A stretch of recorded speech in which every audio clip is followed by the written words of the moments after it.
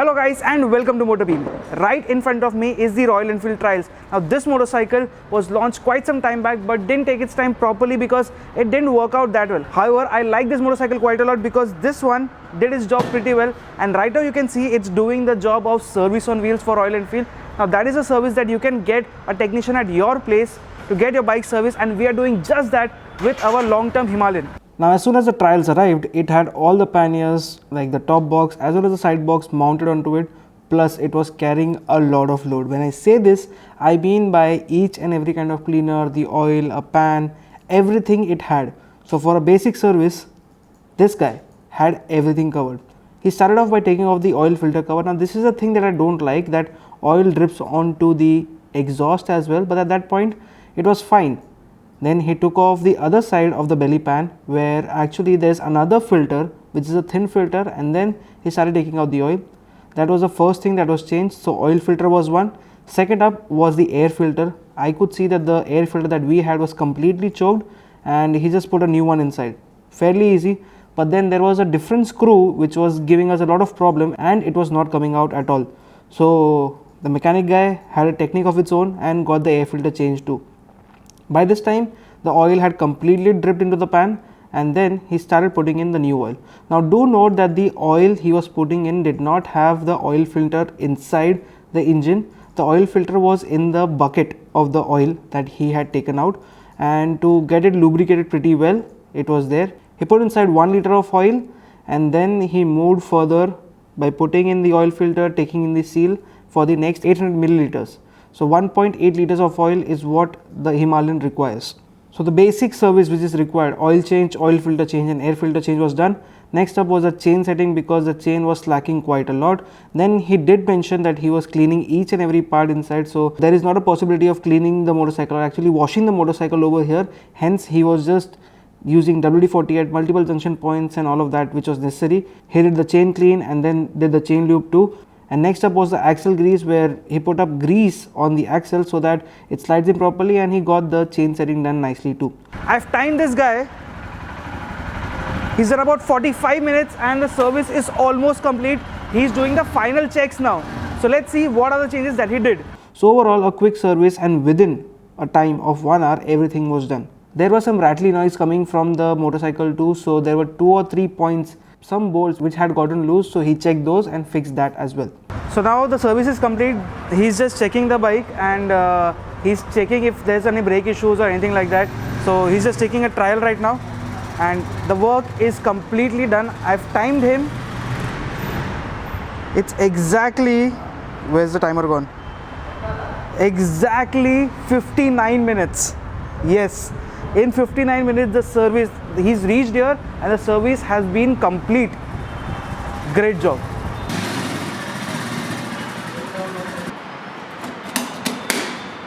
Now since the service is done, there's one more thing that I have to show you guys, and that is this.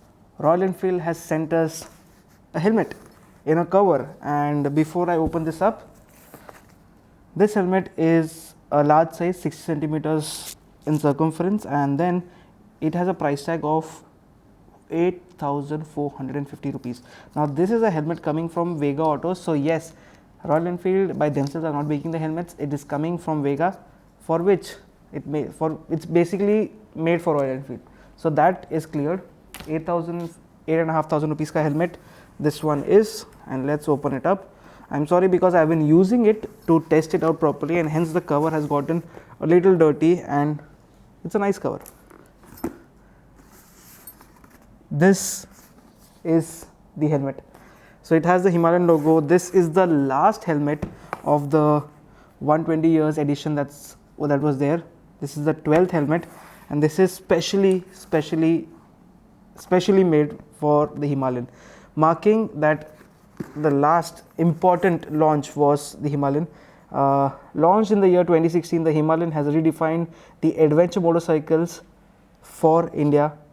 Tested to the extreme in the world's highest mountain range, the 411cc Himalayan is endowed with long travel suspension, a torquey yet flexible engine, and loads of luggage carrying capacity.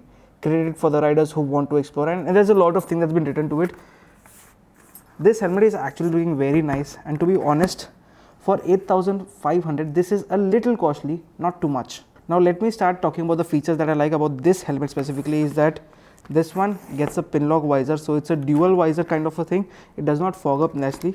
When I say dual visor, there's a dark visor inside, so that's pretty nice. The vents are little small, not too bad, but then the airbrush which is done on the helmet has a very layered finish. It's a clear gray over on the top, then it goes blue, putting on the mountains, and then there's a bike, the Himalayan, right over here.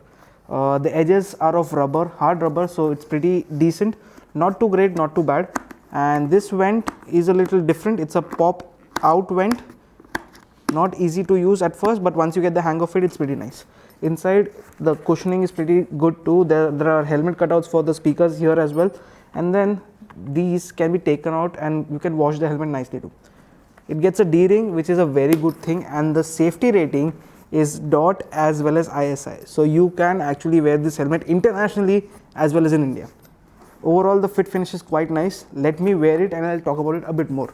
So as of now, this helmet is out of stock, so you cannot buy it, but since they sent us a gift, I wanted to talk about it. The fit and finish is actually pretty good.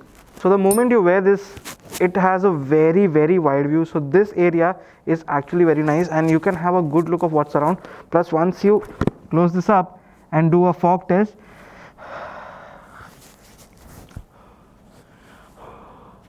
I don't know if you can see, but this area is not fogging up as much, so that's pretty good. Overall, I find this helmet to be a little bit costly, say somewhat about 6,000, 6,500 was a perfect price for it. For 8.5, it's asking a bit much, but then again, it's a limited edition and very few have got it. One of us are us. Although this helmet might be out of stock, but then you can check out different helmets that Royal Enfield has on their website, and I guess there is a discount going on around too, somewhere close to 40%, which is a good price for what they offer. So quite nice, and Vega is known for making good helmets. This one is good too. Thank you so much for watching this video. If you liked it, do hit the like button. I'll see you guys in the next one. Bye bye.